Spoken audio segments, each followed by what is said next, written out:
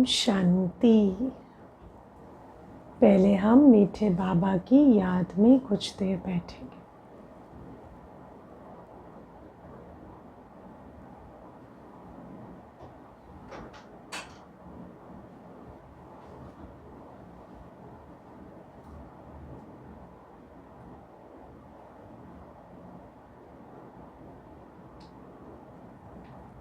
अपने आप को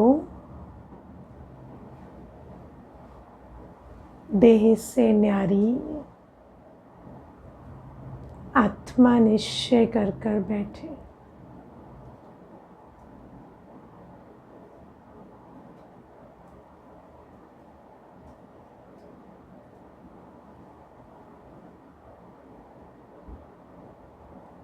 ये 5 तत्वों का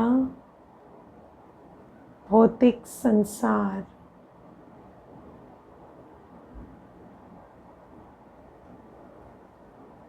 और मैं आत्मा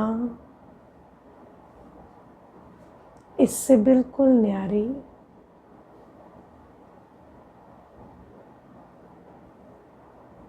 चमकता प्रकाश बिंदु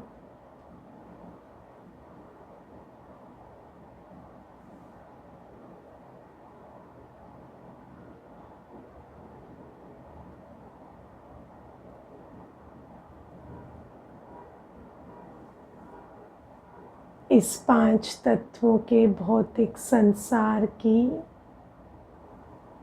तमो प्रधानता में मैं आत्मा अपने आप को भूल गई थी।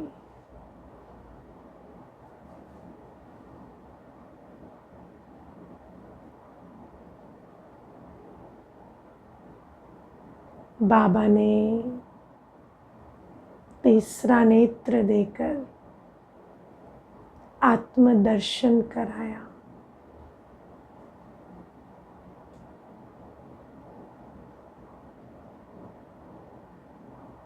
चारों ओर के शब्दों के बीच मैं आत्मा अपनी शांति को अनुभव कर पाती हूँ।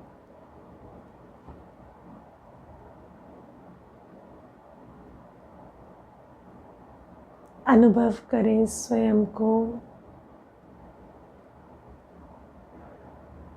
इस शब्दों की दुनिया,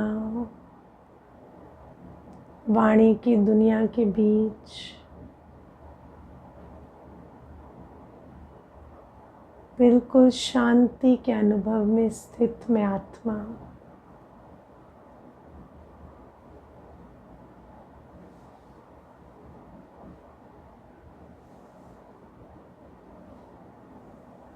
आसपास पतित दुनिया के बीच मैं पवित्रता के कमलासन पर स्थित आत्मा।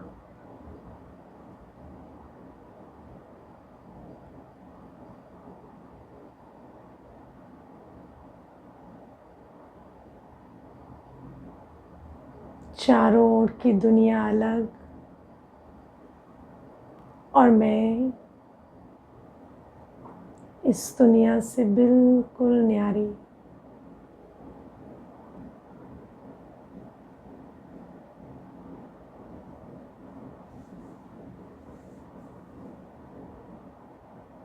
पतित दुनिया में रहते भी मेरी लगन, मेरी बुद्धि का योग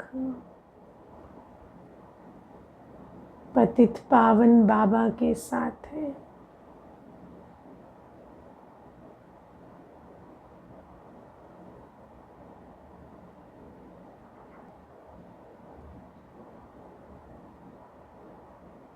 बाबा के साथ का अनुभव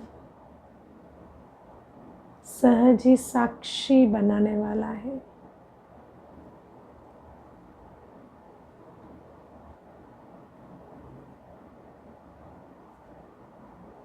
आत्म अभिमानी स्थिति के आसन पर बैठ बाबा के साथ इस सारी दुनिया से साक्षी हो, मैं अपना पाठ बचा रही हूँ।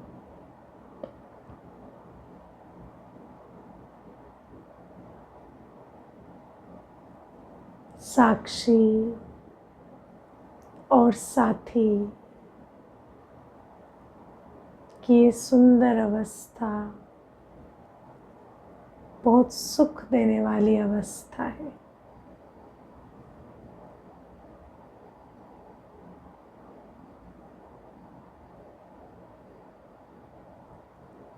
कुछ घड़ियाँ इस सुंदर अवस्था में एकाग्र हो जाए।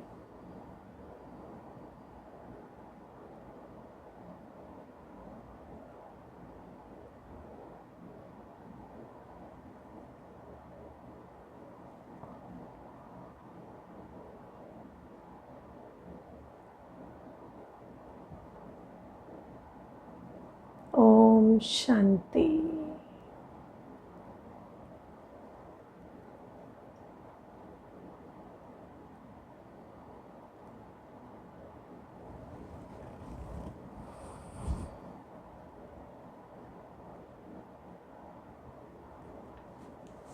ओम शांति। आज हम मीठे बाबा की मीठी मुरली का मंथन करेंगे। आज बाबा हमें एक बहुत अनोखा टाइटल देते हैं, हनुमान का टाइटल। बाबा कहते हैं हम बच्चे महावीर हैं,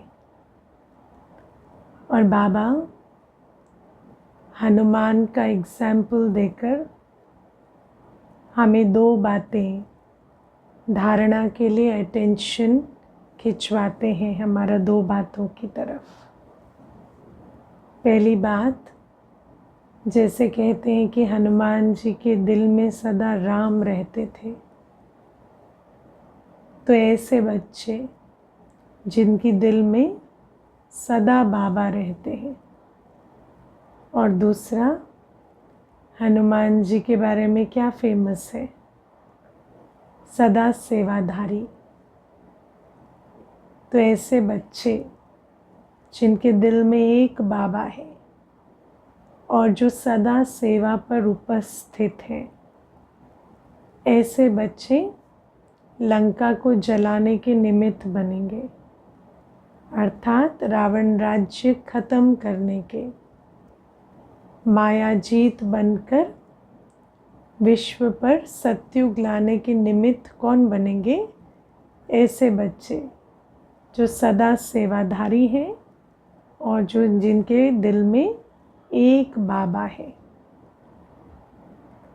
अब हम अपने आप से पूछें कि जो हम बाबा को पूछते हैं ना कि बाबा सत्युग कब आएगा, सत्युग की डेट बताओ, तो बाबा हमें कहते हैं कि सत्युग तब आएगा जब मेरे बच्चे लंका को, है ना, लंका माना रावण राज्य को ख़त्म करेंगे, आग लगाएंगे। और लंका को आग लगाने के लिए हनुमान बनना पड़ेगा, और हनुमान बनने के लिए दो धारणाएं चाहिए। पहली धारणा, दिल में एक बाबा, और दूसरी धारणा, सदा निरंतर सेवाधारी। इसीलिए ये जो बच्चों ने देरी की है ना, बच्चे जो निरंतर सेवाधारी और दिल में देहधारियों को रखने की जो आदत है और निरंतर सेवा पर उपस्थित ना रहने का जो संस्कार है, उसी के कारण सत्युग को देरी हो रही है। तो सत्युग जल्दी आएगा जब ये दो धारणाएं होंगी। तो अब अपने आप से पूछना है, सत्युग कब आएगा? आप में से कौन कौन है जो सेवाधारी है? निरंतर भी छोड़ो, पहले सेवाधारी तो बने। सेवाधारी कौन कौन है ना? तो अपने आप से पूछना है। बाबा ने हमें तन मन धन समय श्वास संबंध मन वचन कर्म की शक्ति दी है, और बाबा ने हमें इन सारी ये जो सारी हमें प्राप्तियां दी हैं बाबा ने, इसका एक ध्येय है कि हम इनको सफल कर विश्व परिवर्तन करें। तो हम अपने आप से पूछें कि क्या सचमुच हमें जो बाबा ने गिफ्ट्स दिए हैं, क्या हम उन्हें सेवा में लगा रहे हैं। और दूसरी बात है, मेरे दिल में कौन है, क्योंकि जो दिल में होगा दिल वैसी ही होगी। अगर दिल में पापात्माओं को बिठाया होगा तो दिल दुखी होगी, और दिल अगर खुश है तो इसका मतलब दिल में दिलाराम को बिठाया है ना। एक होती बाहरी खुशी, प्राप्तियों के आधार से खुशी, लेकिन एक होती है दिल की खुशी। दिल की खुशी होगी अगर दिलाराम बाबा को दिल में बिठाया। तो ये प्रश्न अपने आप को हमें आज पूछना है। और आज बाबा हमें कहते हैं कि दुनिया में तो ये भी समझते हैं कि देवताएं नाराज़ हो जाएंगे, है ना। कहते हैं कि अगर ऐसा नहीं किया, भोग नहीं लगाया ठीक से। आज बाबा एग्जाम्पल देते हैं कि मंदिरों में 56 भोग लगते हैं, है ना। बाबा कहते हैं कि श्रीनाथ द्वारे में मूर्तियों के आगे भी कितने वैभवों का भोग लगाते हैं। वहाँ बहुत माल बनाते हैं और खाते रहते हैं। कहेंगे हम देवताओं को भोग चढ़ाते हैं, कहेंगे देवताओं को भोग नहीं लगाएंगे तो वो नाराज़ हो जाएंगे। अब बाबा कहते हैं अब इसमें नाराज़ होने की तो बात ही नहीं है। तुम कोई पर नाराज़ नहीं होते हो, तुम कोई पर भी नाराज़ नहीं होते हो। नाराज़ नहीं होते हम। बाबा कहते देवताएं नाराज़ नहीं होते। फिर ऐसा क्यों कहा गया है कि देवता नाराज़ हो जाएंगे, है ना। जैसे जैसे हम बड़े हो रहे थे तो हमें ऐसे कहते थे ना, ये नहीं किया तो भगवान नाराज़ हो जाएंगे। भगवान और देवताओं में तो अंतर नहीं मालूम था, लेकिन वास्तव में बात देवताओं की थी। लेकिन जो भी है, देवताएं भी बाबा कहते नाराज़ नहीं होते। पर हमें ये हमेशा बताया जाता है कि नाराज़ हो जाएंगे। क्यों? क्योंकि हमें देवताओं का तो ज्ञान नहीं था कि देवताएं कैसे हैं, तो हमें देवता बनना चाहिए था। लेकिन क्योंकि हमें देवता कैसे है नहीं पता था, तो हमने क्या किया, अभिमान में देवताओं को अपने जैसा बना दिया, है ना। जैसे द्वापर युग शुरू हुआ तो द्वापर युग से पूजन शुरू हुआ।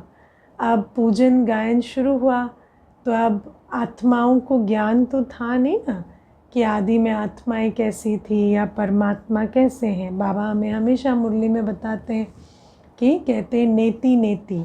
सन्यासी भी कहते हैं हम इस रचयिता और रचना के आदि मध्य अंत को नहीं जानते। तो जब कहते नहीं जानते तो इसका मतलब है कि हमें कोई ज्ञान नहीं था, कि ना रचयिता का ज्ञान। रचयिता का ज्ञान मतलब बाबा, शिव बाबा, परमात्मा कैसे हमें नहीं पता था। हमें ये भी नहीं पता था कि आदि मध्य अंत कैसा था। जब बाबा कहते आदि मध्य अंत का ज्ञान नहीं था तुम्हें, तो इसका मतलब है तुम्हें ये नहीं पता था कि आत्माएं आदि स्वरूप में जब देवात्मा थी तो कैसी थी। तो जब हमें ये ज्ञान नहीं था तो हमने क्या किया, हमने उनके बारे में ना जानने के कारण उनकी छवि अपने जैसी रच दी। अब आत्माओं के अंदर तो द्वापर युग से धीरे धीरे विकार आने लगे ना। तो जैसे जैसे विकार प्रवेश होते गए, काम, क्रोध, लोभ, मोह, अहंकार, भय, ईर्ष्या, द्वेष, आलस्य और घृणा, तो जैसे जैसे विकार आए तो हमने उनकी जीवन कहानी में भी विकारी चलन का वर्णन कर दिया कि वो भी नाराज़ होते थे, वो भी हिंसा करते थे, वो भी छल कपट करते थे, वो भी विकार में जाते थे। तो अब हमने क्या किया, देह अभिमान में मनुष्य क्या करता है, देह अभिमान में मनुष्य ये नहीं समझता कि मुझे बदलना है ना। तो वो क्या करता है, सारी सृष्टि को अपने चश्मे से रंग देता है ताकि उसको बदलना ना पड़े। अगर आप देवताओं की भी कहानी में विकार लिख दें तो खुद का विकार कैसा हो जाता है, स्वाभाविक लगने लगता है। लगता है अच्छा देवताएं भी तो विकारी थे तो हम हैं तो क्या बड़ी बात है। तो मनुष्य देह अभिमान में क्या करता है, देवताओं और भगवान के बारे में ऐसी बातें लिख देता है कि उसको अपने विकारों को परिवर्तन करने की ज़रूरत ना पड़े। तो मनुष्य बदले उसके लिए उसका इतना रेजिस्टेंस है कि वो जिनके जैसा हमें बनना था उसको हमारे जैसा बना देते हैं। तो बाबा हमें कहते हैं कि देवताओं की कहानियों में हमने ये लिख दिया कि वो नाराज़ होते थे और वो अगर भोग भी ठीक से नहीं लगा तो नाराज़ हो जाएंगे। आप में से कितने हैं जिनको भोग ठीक से नहीं लगा तो नाराज़ हो जाते हैं, है ना। ये कलयुगी चलन है कि अगर इंद्रियों का कोई भी सुख, कोई भी रस ठीक से नहीं मिला, है ना, कोई चीज़ गर्म चाहिए ठंडी मिल गई, कोई चीज़ में नमक ज़्यादा चाहिए कम मिल गया, कम चाहिए ज़्यादा मिल गया, चीनी ठीक नहीं हुई, या कोई भी चीज़ मनपसंद की स्वाद अनुसार खाने को नहीं मिली तो नाराज़ हो जाते हैं। देवताएं ऐसे इंद्रियों के वश नहीं होते, है ना, इंद्रजीत होते हैं। तो जो इंद्रिय जीत होते हैं वो ऐसे भोग ठीक ना मिले तो नाराज़ हो जाए, ऐसा नहीं होता।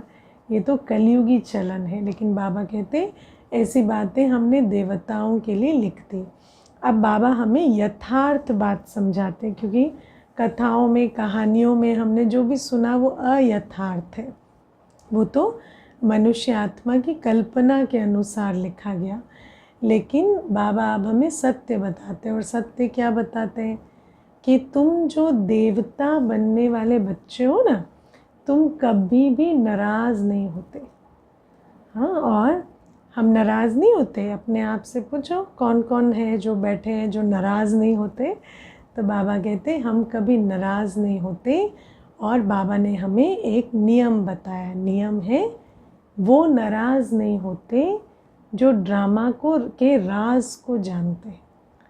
ड्रामा के राज को जानने वाले बच्चे कभी भी नाराज़ नहीं होते। इसीलिए आगे बाबा हमें क्या कहते हैं, बाबा कहते हैं कि अब इसमें नाराज़ होने की तो कोई बात ही नहीं, तुम कोई पर नाराज़ नहीं होते हो, जानते हो ड्रामा अनुसार ये विनाश होना ही है, कलयुग से बदलकर सतयुग होगा। हम ड्रामा को समझते हैं कि ड्रामा अनुसार अभी नया चक्र शुरू होना है। तुम भी ड्रामा के वश हो। ड्रामा अनुसार बाप भी आया हुआ है। ड्रामा में 1 मिनट भी नीचे ऊपर नहीं हो सकता है। बाबा कहते जब ड्रामा से ऊपर तो मैं ही नहीं हूँ तो तुम कैसे होगे। मैं ही ड्रामा के, मेरे पर भी ड्रामा का जोर है। मैं ड्रामा को नहीं चलाता, मैं भी ड्रामा अनुसार आता हूँ। तो तुम भी ड्रामा के राज को जानते हो। और ड्रामा का राज क्या है कि अभी कलयुग से बदल सतयुग होना है। कोई भी परिवर्तन कभी भी स्मूथ नहीं होता, है ना। कोई चीज़ बननी है तो कोई चीज़ टूटेगी, तभी तो कोई चीज़ बनेगी। तो जब सतयुग का निर्माण होना है तो कलयुग में सब कुछ क्या होना है, टूटना है। कलयुग का सब कुछ खत्म होना है, तब जाकर सतयुग आएगा। तो जो भी चीज़ यहाँ पर अभी टूट रही है, लॉस हो रहा है, मनुष्य नाराज़ कब होते हैं, अपसेट कब होते हैं, दुखी कब होते हैं, जब कोई चीज़ जो उनको चाहिए वो नहीं हो रही है ना। तो या तो उनके देह अभिमान को ठेस पहुंचती है। देह अभिमान मतलब, देह अभिमान क्या होता है, अटैचमेंट। किस किस चीज़ से अटैचमेंट, अपने आइडिया से अटैचमेंट, अपनी आइडेंटिटी से अटैचमेंट, फिज़िकल आइडेंटिटी से अटैचमेंट। लिख लेना, जिनको देह अभिमान में अभी भी क्लैरिटी नहीं है। देह अभिमान मतलब अटैचमेंट, अपने आइडियाज़ से अटैचमेंट, अपनी आइडेंटिटी से अटैचमेंट, है ना। मैं हिंदू हूँ, मुस्लिम हूँ, मैं स्त्री हूँ, पुरुष हूँ, मैं जवान हूँ, बूढ़ा हूँ, है ना, मैं इस जाति का हूँ, इस देश का हूँ। ये सारी चीज़ें देह अभिमान है। क्योंकि हमें जो फिज़िकल आइडेंटिटी है, हमारी प्रोफेशनल आइडेंटिटी है, सोशल आइडेंटिटी है, जेंडर आइडेंटिटी है, उनके साथ हमें लगाव हो जाता है। तो ये है देह अभिमान। और इसके अलावा देह के संबंधों से लगाव, है ना, देह की प्राप्तियों से लगाव, वस्तुओं से, साधनों से लगाव। ये सब कुछ, ये जितने भी प्रकार के लगाव हैं, इनको देह अभिमान कहते हैं, क्योंकि आत्मा इनके भान में आ गई, इनके अभिमान में आ गई है। आत्मा की स्थिति पर इनका असर होने लगा है। तो बाबा हमें कहते हैं कि ये जो देह अभिमान है ना, जब कलयुग ख़त्म होगा और सतयुग आएगा, तो सतयुग में हम देही अभिमानी होंगे, है ना, और कलयुग में हम देह अभिमानी हैं। तो कलयुग का देह अभिमान भी टूटेगा, तब तो जाकर देही अभिमानी बनेंगे। अब देह अभिमान टूटेगा कब? जब जिन भी चीज़ों से हमें अटैचमेंट है वो ख़त्म होंगी और हम अचल अडोल रहेंगे। हमारी जितनी भी चीज़ों से अटैचमेंट है, आपका आइडिया है कि ये चीज़ ऐसे होनी चाहिए पर वो नहीं हुई, और अगर आप नाराज़ नहीं हुए तब जाकर आपका देह अभिमान टूटेगा, है ना। जैसे आपको लगता है कि ये कुर्सी यहाँ नहीं, यहाँ होनी चाहिए, लेकिन अगर वो चीज़ वहाँ नहीं, वैसे ही रही जैसे आप नहीं चाहते थे रहे, और फिर भी आप अचल अडोल रहे, तब जाकर देह अभिमान टूटेगा। तो जो ड्रामा के राज को जानते हैं ना, उनको जब कलयुग में जिन भी वस्तुओं के साथ, जिन भी आइडियाज़ के साथ, आइडेंटिटीज़ के साथ हमें अटैचमेंट है, जब उस प्रकार से वो चीज़ें नहीं चल रही, तो हमें समझ आता है कि ये जो राज है कि कलयुग को जाना है और सतयुग को आना है। तो इस राज को बुद्धि में रखने से हमें समझ आता है कि ये जो टूटना है देह अभिमान का, ये निश्चित है, ये पार्ट ऑफ द प्रोसेस है ना। तो ईगो डेथ से हम चिल्लाते नहीं।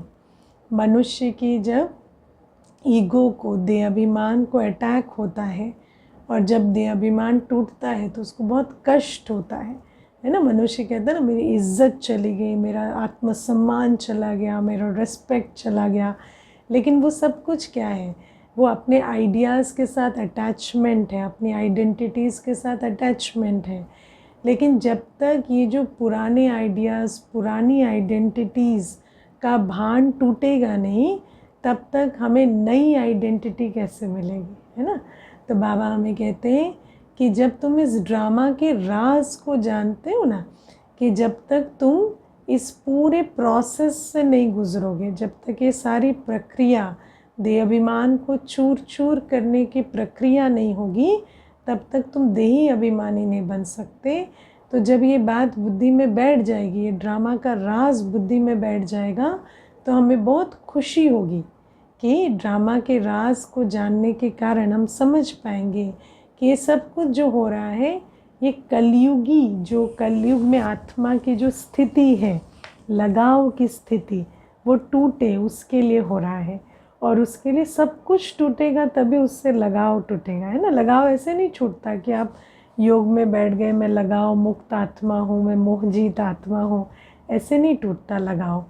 और इसीलिए बाबा हमें कहते हैं, ड्रामा के राज को जानकर, है ना, रोज़ हर दिन हमारा एम क्या होना चाहिए कि सारे दिन में हम चेक करें कि जितनी भी बातें हुई, जो मेरे हिसाब से हुई, मेरे हिसाब से नहीं हुई, उन सब परिस्थितियों में मैं अचल अडोल हूँ, है ना, मैं अचल अडोल हूँ। जब हम इस लक्ष्य को रख कर चलेंगे, बाबा ने आज हमें प्रश्न उत्तर में कहा कि तुम्हें पता है कि ड्रामा निश्चित है, बना बनाया है, लेकिन उसके बाद भी एक पुरुषार्थ बच्चों को करना होता है। और वो पुरुषार्थ क्या है? कर्मातीत स्थिति को पाने का पुरुषार्थ। और कर्मातीत स्थिति का अर्थ है कि कलयुगी से सतयुगी बन जाना। और उसके लिए बाबा ने हमें बताया कि विनाश के समय हमारी स्थिति अचल अडोल रहे, उसकी हमें मेहनत करनी है। लेकिन विनाश के समय हमारी स्थिति अचल अडोल रहे, उसके लिए हमें मेहनत क्या करनी है कि रोज़ कितनी सारी बातें, है ना, कलयुग जाएगा, सतयुग आएगा, तो कलयुग की जितनी भी चीज़ों से हमारा लगाव है, ख़ास ईगो से, है ना, ये जो attachment to identity and ideas है, इससे जो हमारा अटैचमेंट है, ये जब टूटे तो उस समय पर हम याद रखें कि ये तो ड्रामा की कल्याणकारी भावी है और अचल अडोल रहें, है ना। क्योंकि बाबा हमें कहते हैं कि क्या खो रहे हो और क्या पा रहे हो उसका ज्ञान तुम्हें मिला है। तो इस राज को समझकर अचल अडोल रहने वाले जो हैं वो मंजिल तक पहुँचेंगे। हाँ, तो ये बाबा ने आज हमें कहा कि ड्रामा तो बना बनाया है लेकिन लक्ष्य भी रखना होता है। और आज बाबा ने एक बहुत अच्छी बात हमें आज मुरली में कही कि मेहनत है बाप को याद करना और चक्र को समझना। कई बार ऐसा होता है कि हम जब मेहनत करते हैं तो हम चक्र को भूल जाते हैं, है ना। चक्र को समझना मतलब ड्रामा को समझना, और मेहनत करना मतलब बाबा को याद करना। कई बार बच्चे क्या होता है, बाबा को याद करेंगे ना तो फिर सोचेंगे कि हम जो चाहते हैं वो हो जाए, है ना। लेकिन बाबा कहते हैं हम कलयुग में यदि चाहेंगे कि हमारी कलयुगी कामनाएं पूरी होती रहें तो वो नहीं होगा, क्योंकि कलयुग को अभी ख़त्म होना है। तो चक्र को समझना है कि अभी समय कौन सा है, कौन सी प्राप्तियों के लगाव को छोड़ने का समय है, कौन सी प्राप्तियों को पाने का समय है। और जो कहते हैं ना कि गो विद द फ्लो, जो ड्रामा का राज है उसको जानकर जब हम पुरुषार्थ करते हैं तो हमें विजय मिलती है। हम सोचें कि हम बाबा को याद करते हैं तो हम कलयुगी कामनाओं में फंसे रहें और बाबा हमारी मदद करे, तो बाबा कहते हैं नहीं, चक्र को समझकर मेहनत करनी है। अगर हम चक्र में जो नहीं है, जो ड्रामा में पॉसिबल नहीं है, उसकी मेहनत कर रहे हैं, तो कहते हैं ना कोशिश वहाँ करनी चाहिए जहाँ उम्मीद हो। जहाँ उम्मीद नहीं है, क्योंकि ड्रामा में जो प्रीफिक्स है उसको हम मेहनत करके नहीं बदल सकते। जो ड्रामा में है उसके हिसाब से हम मेहनत करेंगे तो हमें प्राप्ति होगी। तो ड्रामा में अभी पुरुषार्थ करेंगे कि हम सत्युगी संस्कार बनाएं, दैवी गुण धारण करें, अविनाशी खजाना जमा करें, तो वो हम जितनी मेहनत करेंगे उतना हो सकता है। क्यों हो सकता है? क्योंकि द्वापर युग से लेकर कलयुग तक हम दुखी थे, लेकिन हमें सुख का खजाना, शांति का खजाना, प्रेम का खजाना, आनंद का खजाना, ज्ञान का खजाना उपलब्ध नहीं था, है ना। तो हम वहाँ पर वो मेहनत नहीं कर सकते थे। अभी हम मेहनत कर सकते हैं इन चीज़ों की जो अभी प्राप्त हैं, क्योंकि बाबा आया तो बाबा अपने साथ ये सारे खजाने लाया। लेकिन ये मेहनत करेंगे तो सफलता भी मिलेगी। लेकिन अगर हम सोचें कि ये मेहनत मुझे नहीं करनी, मुझे तो अभी वस्तु, व्यक्ति, वैभव बना रहे, वो मेहनत करनी है, तो बाबा कहते वो ड्रामा अनुसार पॉसिबल नहीं है, क्योंकि अभी तो कलयुग की सारी सामग्री खत्म होने वाली है। तो इसीलिए बाबा आज कहते हैं कि पुरुषार्थ करना है पर चक्र को समझ कर करना है ना। इसीलिए नॉलेजफुल स्थिति में रहकर कर्म करना बहुत आवश्यक है। कई बार मनुष्य मेहनत बहुत करता है लेकिन बिना नॉलेज के मेहनत करने से फ़ायदा नहीं होता। जैसे आप सोचो, जिसको नॉलेज नहीं है कि लॉ ऑफ ग्रेविटी काम करती है, गुरुत्वाकर्षण काम करता है, अगर वो बहुत मेहनत करता रहे कि चीज़ नीचे से ऊपर ही टिकी रहे, नीचे आए ही ना, है ना, तो फिर वो कितनी भी मेहनत करेगा वो पॉसिबल नहीं है, क्योंकि जैसे ही वो उसको छोड़ेगा वो नीचे आएगी। ये गुरुत्वाकर्षण शक्ति का नियम है।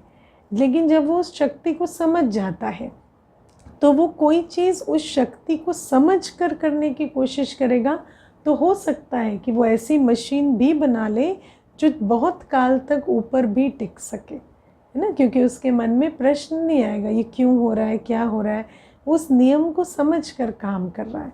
ऐसे ही जैसे प्रकृति में कई नियम हैं, कई लॉज हैं, सिद्धांत हैं, ऐसे ही इस आत्मा के जो नियम हैं, चाहे ड्रामा का राज है, चाहे आत्माएं पावन से पतित बनेंगी ये राज है, या अभी इस समय संगम युग से हमें सत्युग जाने का राज है। इन बातों को जब हम समझ कर पुरुषार्थ करते हैं तो हमें उसमें ज़रूर सफलता मिलेगी। तो बाबा कहते हैं बाबा को याद करना है, लेकिन बाबा को क्यों याद करना है वो भी समझना है। क्योंकि अगर हम बाबा से वो कामनाएं रख रहे हैं जो ड्रामा में पूरी होने की नहीं है। ड्रामा में अभी कलयुग ख़त्म होने की और सतयुग आने की बात है। कलयुगी वस्तुओं व्यक्तियों की कंटिन्यूटी को अगर हम बाबा के याद से इंश्योर करना चाहेंगे तो वो नहीं होने वाला। इसीलिए इन दो बातों को समझकर चलना है। और आज बाबा हमें ये भी कहते हैं कि सतयुग में तो पांचों तत्व भी सतो प्रधान थे। तो कभी भी नदियाँ ऐसा नहीं कि अपनी सीमा तोड़कर मनुष्य को बाढ़ लाकर दुखी करें, है ना, या धूप जो है, सूरज जो है वो ऐसी तपत दिखाए कि आत्माओं को कष्ट हो। तो बाबा कहते ये सारी निशानियाँ जो है ये कलयुग की हैं। और जैसे जैसे आत्मा अपनी क्वालिटी को खो देती है ना। देखो जैसे एक ऑर्डर है, हमेशा भाई आपको बताते हैं ना, एक ऑर्डर है, पहले सबसे ऊंचा बाबा है, फिर आत्मा है, फिर प्रकृति है। लेकिन धीरे धीरे क्या हुआ कि हम बाबा से दूर हो गए तो हम प्रकृति से नीचे आ गए और प्रकृति को हमने ऊपर रख दिया, हम प्रकृति के गुलाम हो गए।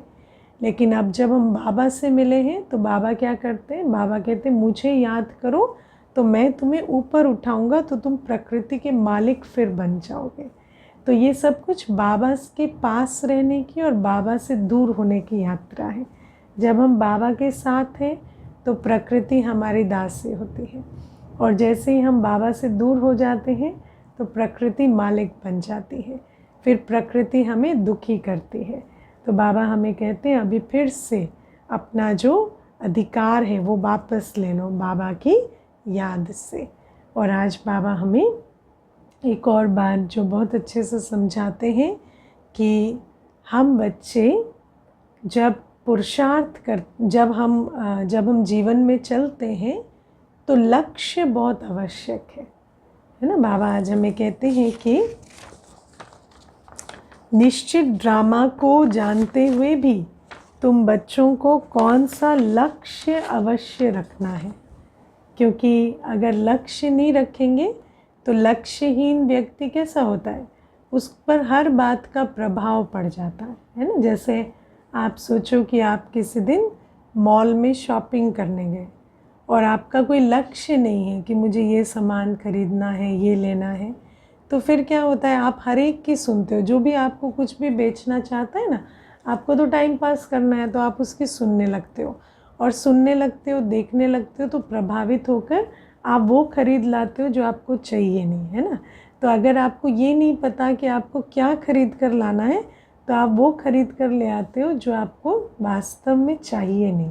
ऐसे ही बाबा कहते हैं जीवन में भी जब आत्मा का कोई लक्ष्य नहीं होता ना, तो कभी कभी हम वो खरीद लाते हैं, है ना। जीवन की यात्रा में वो भावनाएं, वो स्मृतियाँ, वो बातें अपने अंदर धारण कर लेते हैं जिनकी हमें कभी आवश्यकता भी नहीं, और जो एक्चुअली हमारे लिए अच्छी नहीं है, श्रेष्ठ नहीं है, जो नकारात्मक है।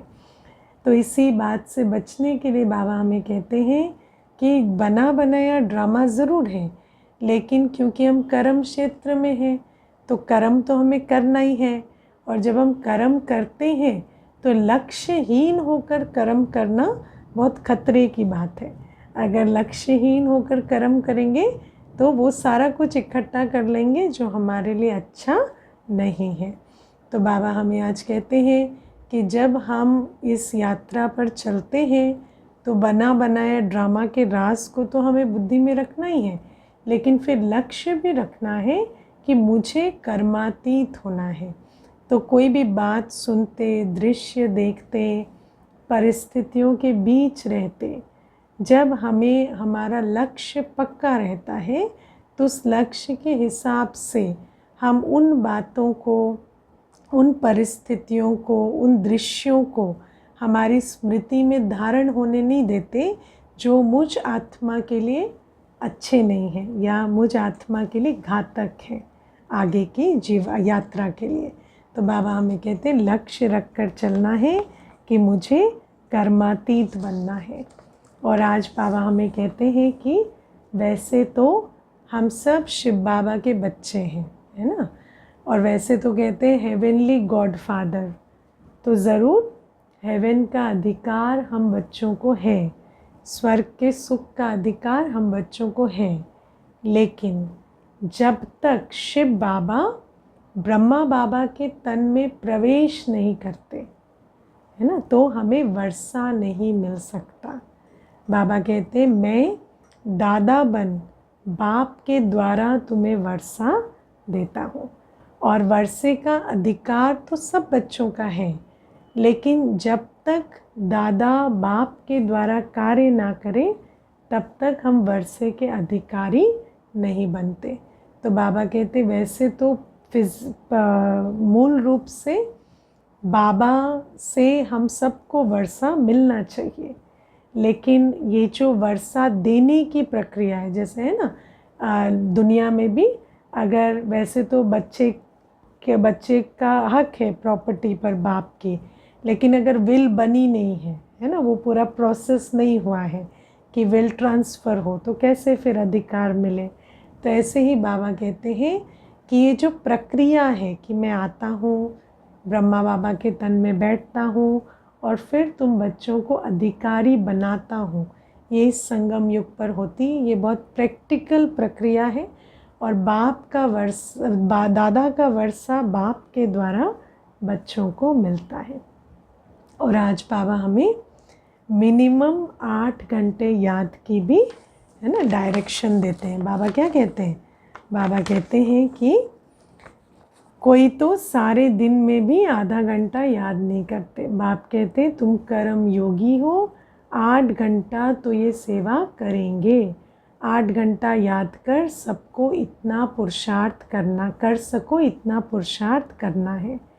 याद करने से ही विकर्म विनाश होते जाएंगे। इसको ही योग अग्नि कहा जाता है।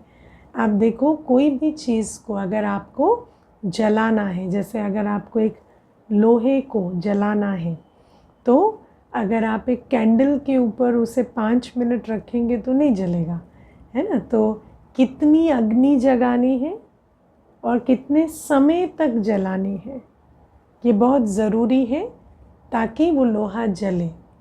ऐसे ही बाबा कहते हैं रोज़ 8 घंटा मिनिमम है। यदि 63 जन्मों के विकर्मों को विनाश करना है तो रोज़ 8 घंटा मिनिमम है।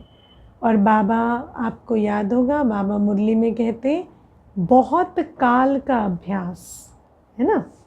बाबा ने आई थिंक 82 की मुरली थी, उसमें कहा कि इस वर्ष से बहुत काल ख़त्म हो जाएगा, अल्प काल शुरू हो जाएगा।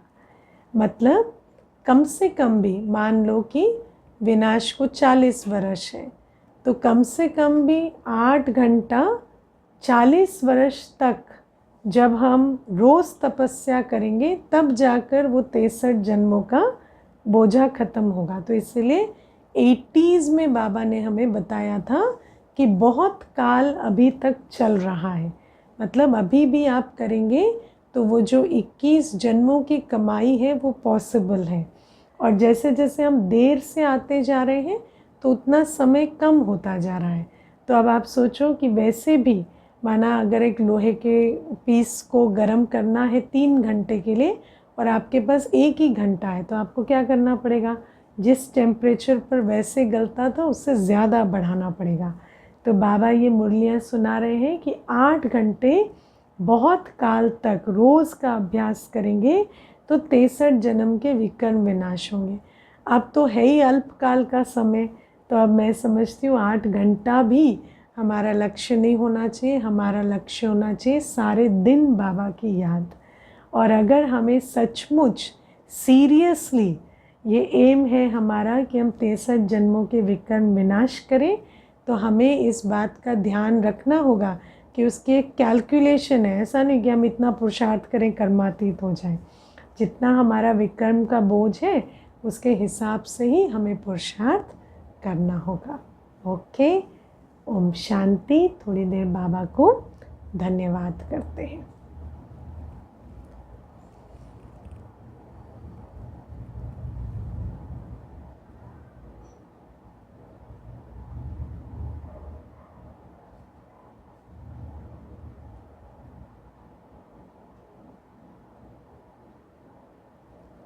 अपने दिल को खोलकर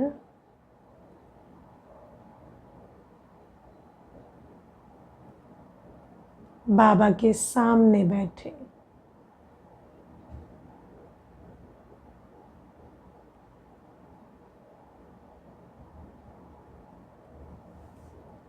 बाबा की पवित्रता की शक्ति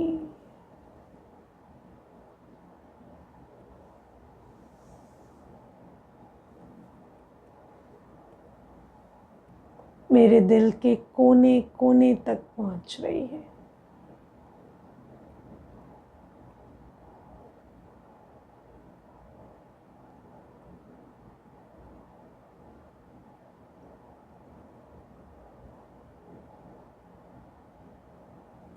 पवित्रता के सागर बाबा के सानिध्य में मैं आत्मा अपनी पवित्रता की स्मृति में स्थित होती जा रही।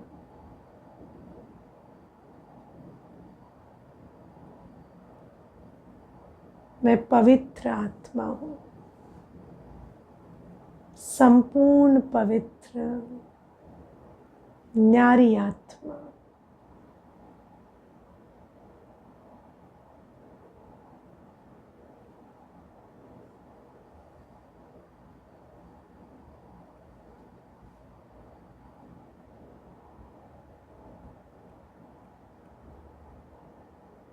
ये पवित्रता की अवस्था मुझे इस दुनिया के सारे किचरे से ऊपर उठाती जा रही है। देखें स्वयं को बाबा की पवित्रता की शक्ति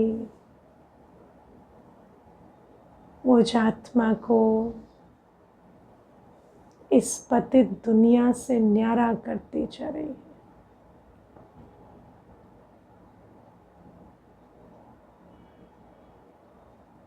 पुरानी सारी बातें, सारा किचरा जैसे नीचे रह गया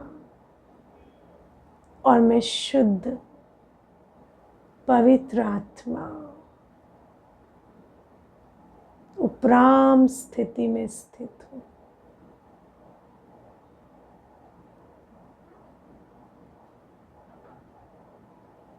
इस उपराम स्थिति में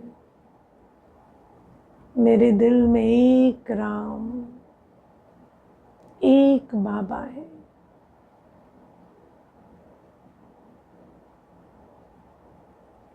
मेरा दिल एक मंदिर की न्याय स्वच्छ है और इस मन मंदिर में एक ही सूरत, एक ही मूरत, मेरे ज्योति बिंदु परम पवित्र परम पिता परमात्मा की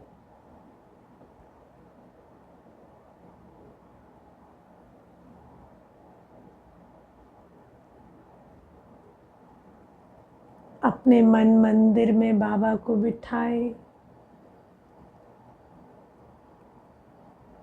मैं अपने हर संकल्प, हर कर्म से इस संसार को चैतन्य देवालय बनाने वाली विश्व परिवर्तक आत्मा हूँ।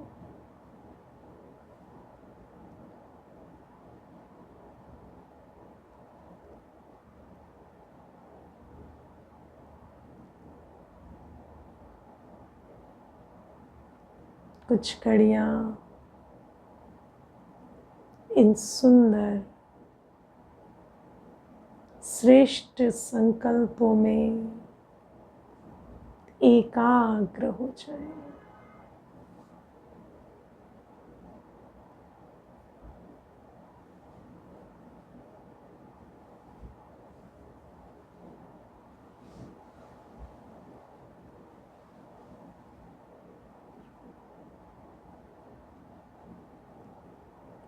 ओम शांति।